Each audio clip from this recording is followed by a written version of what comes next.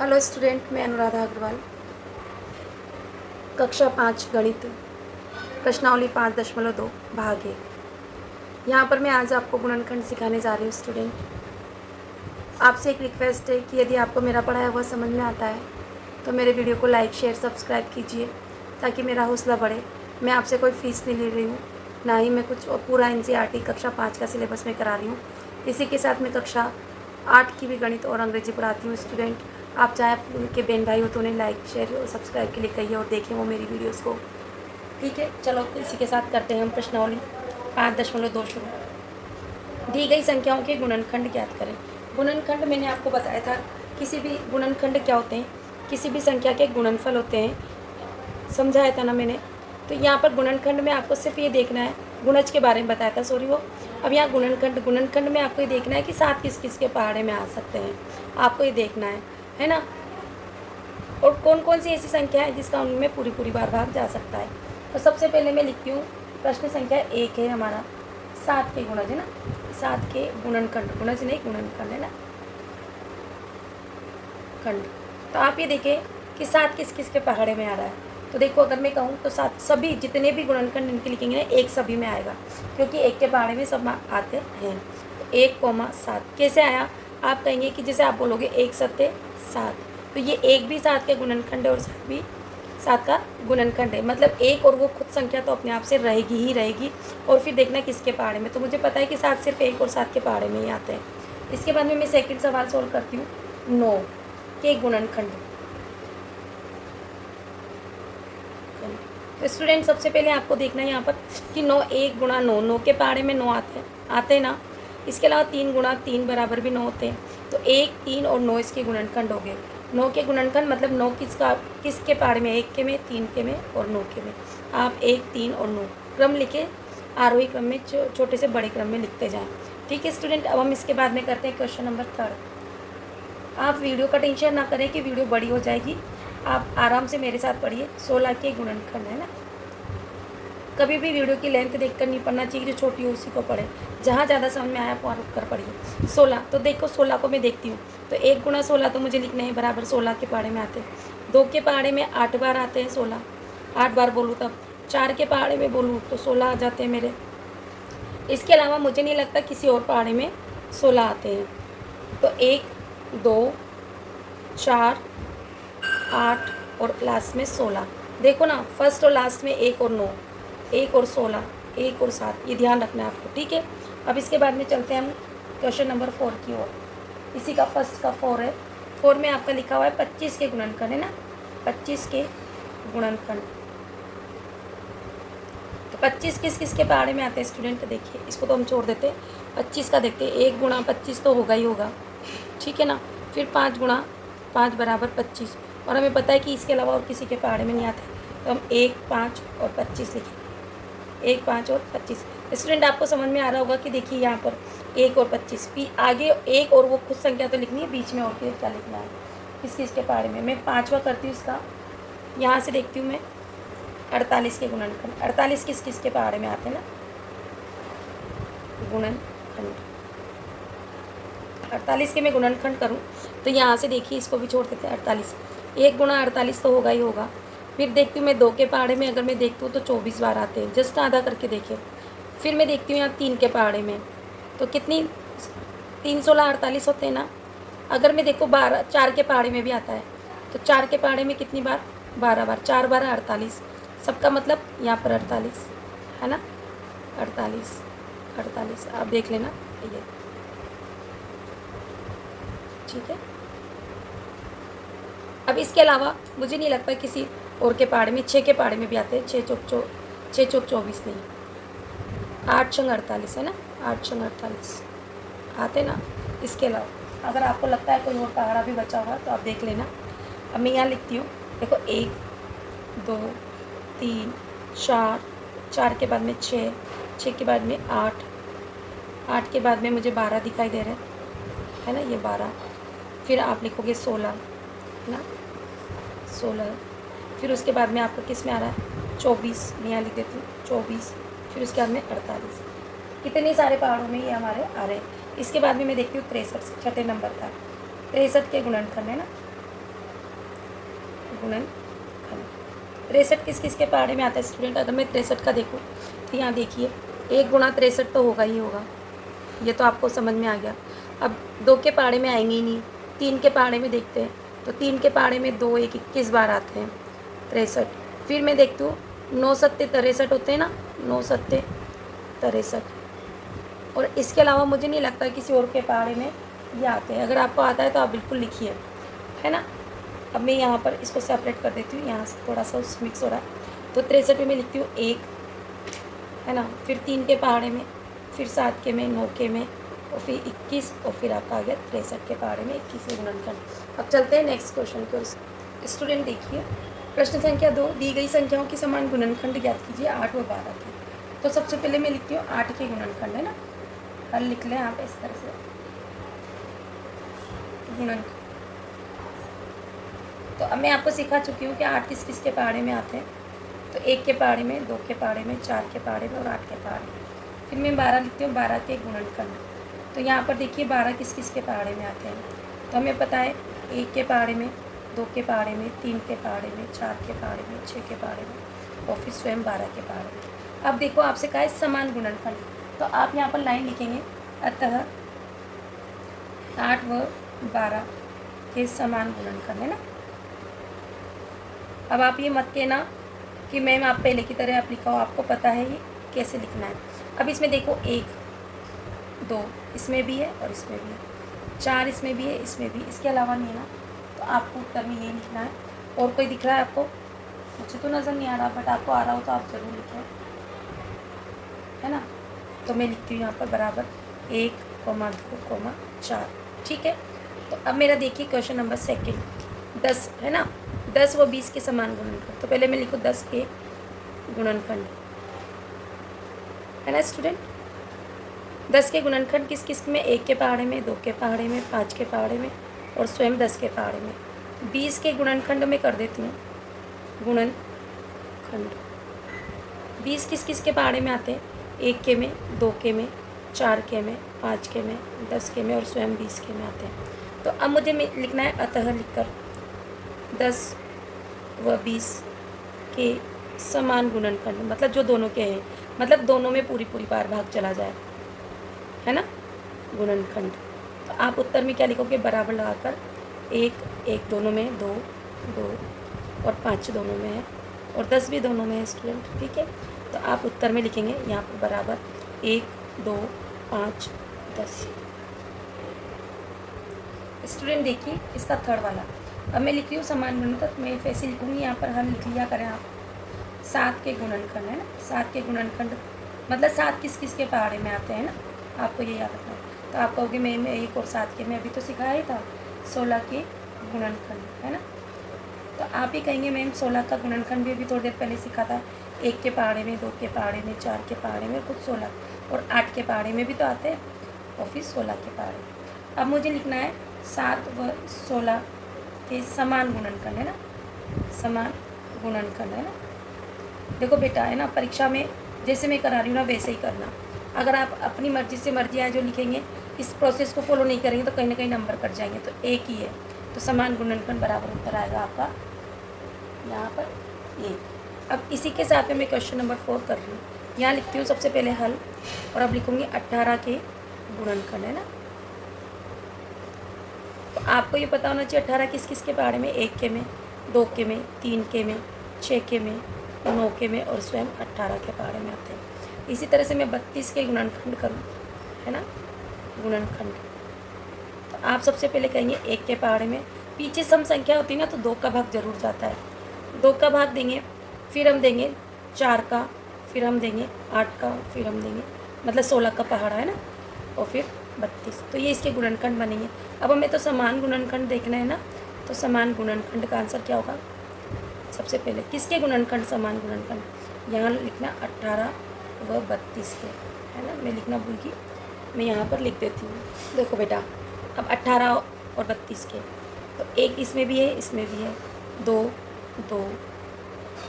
अब मुझे मिल रहा है 18 32। अब मुझे इसके अलावा और कोई समान नज़र नहीं आ रहा है स्टूडेंट, ठीक है।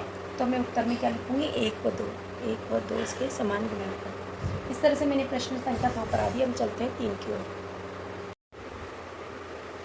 हेलो स्टूडेंट, देखिए प्रश्न संख्या 3 कक्षा 5 गणित का 21 व 28 के सबसे बड़ा समान गुणनखंड ज्ञात कीजिए। तो आपने समान गुणनखंड ज्ञात करना तो सीख लिया। तो यहाँ पर ये हल लिखेंगे और हल करके हम सबसे पहले 21 के गुणनखंड करेंगे। क्या करेंगे? गुणनखंड। तो मैंने आपको बताया था 21, जैसे 1 गुणा 21 तो होता ही होता है, 7 या 21 भी होता है ना। और इसके अलावा 21 किसी के पहाड़े में नहीं आता है। तो आपको ऐसे लिखना है यहाँ से 1, 3, 7 और 21 इसके गुणनखंड है। इसके बाद में 28 के गुणनखंड। 28 किस किस के पहाड़े में आते हैं स्टूडेंट? अगर मैं 28 की बात करूं तो आप क्या कहेंगे कि सबसे पहले 1 गुणा 28 तो हम लिखते ही लिखते हैं। फिर हम लिखते हैं 2 के पहाड़े में भी 28। यहाँ से देख ले सम संख्या होती है तो 2 का भाग जाता है। तो 2 का करते हैं तो हम कितनी बार जाएगा? 19। 2 गुनी 38 होते हैं ना स्टूडेंट। इसी तरह 4 सत्ते 28 होते हैं स्टूडेंट। और इसके अलावा हमारा होता है, अब इसके अलावा मुझे नज़र नहीं आ रहा कुछ भी। तो अब हम देखते हैं यहाँ पर 1, 2, 4, 7 और 28 इसके गुणनखंड है। अब हमें क्या करना है? समान गुणनखंड देखते हैं। समान भी और सबसे बड़ा। पहले तो हम लिखते हैं समान गुणनखंड है ना, किसके? 21 व 28 के समान गुणनखंड है ना।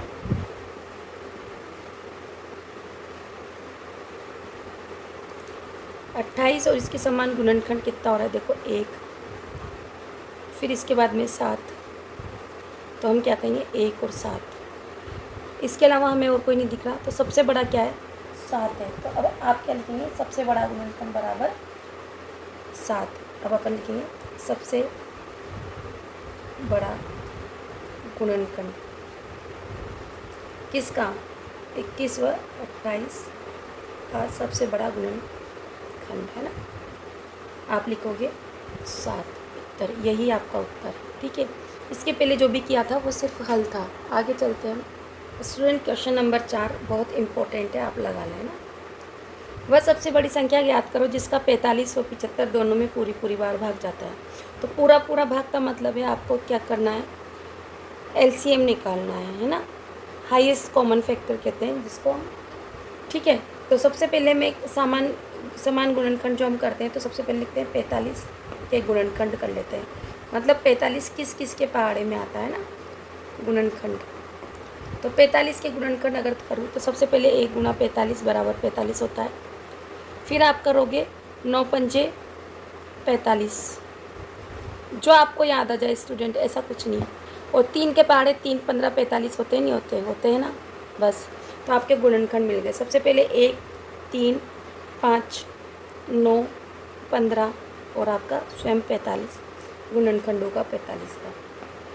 इसके बाद 75 के गुणनखंड है ना, के गुणनखंड मतलब 75 किस किस के पहाड़े में आता है। तो यहाँ से देखते हैं 1 गुणा 75 तो होगा ही होगा, बिल्कुल होगा। फिर इसके बाद में अगर हम देखें तो ये 7 और 5 12 होते हैं, मतलब 3 के भाग में भी जाएगा। मैं सिखाऊंगी आपको भाजकता के नियम। तो यहाँ पर कितनी बार? 25 बार जाएगा तो 75 होगा। 3 25 75 होता है। इसके बाद में 5 15 75 भी होते हैं। इसके अलावा मुझे नहीं समझ में आता कि कोई और है, आपको लगे तो देखना। 1 3 5 1 3 5 15 25 और 75 आपके इसके गुणनखंड हुए। अब आपको सबसे पहले क्या करना है? समान गुणनखंड देखना है। क्या करना है? समान गुणनखंड। किस किस के समान गुणनखंड देखने बेटा?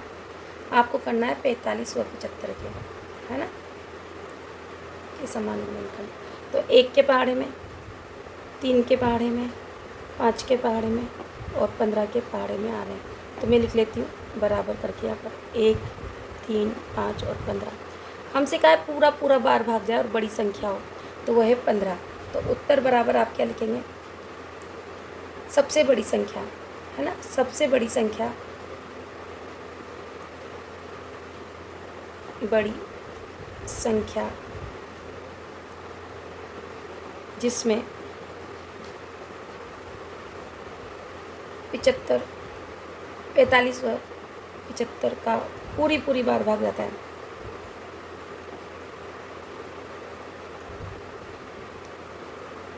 भाग जाता है ना, भाग जाता है।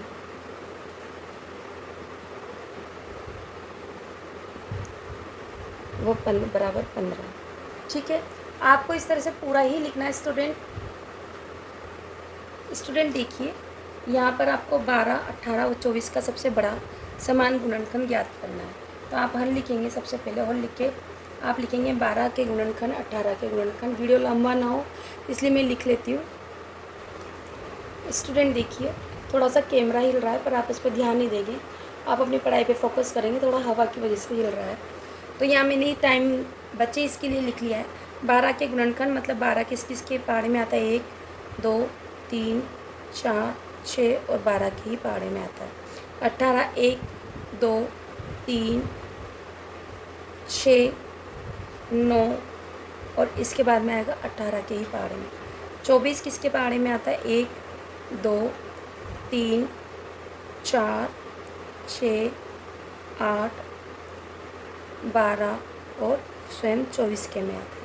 अब 12, 18 और 24 के समान गुणनखंड तो देखो 1, 2, 3, 4 नहीं है स्टूडेंट, 4 इसमें नहीं है तो 6 के बाद में अब हमें और ऐसा समान नहीं दिख रहा। तो यहाँ सबसे पहले मैं समान गुणनखंड 1, 2, 3 और 6 लिख लेती हूँ। अब सबसे बड़ा आपको क्या दिखाई दे रहा है स्टूडेंट, 6। तो आपका उत्तर भी क्या हो गया, 6। ठीक है, चलते हैं आगे क्वेश्चन। स्टूडेंट देखिए क्वेश्चन है 15, 27 और 36 का सबसे बड़ा समान गुणनखंड ज्ञात कीजिए।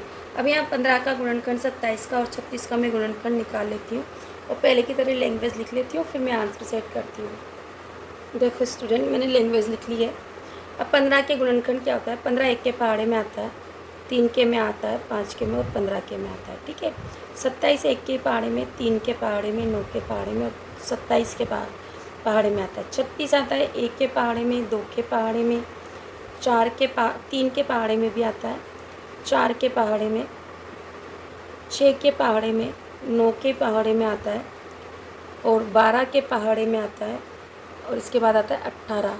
1 18 18, 2 18 36 के बाद 36 के में ही आता है। तो स्टूडेंट अब देखिए यहाँ पर समान गुणनखंड 1,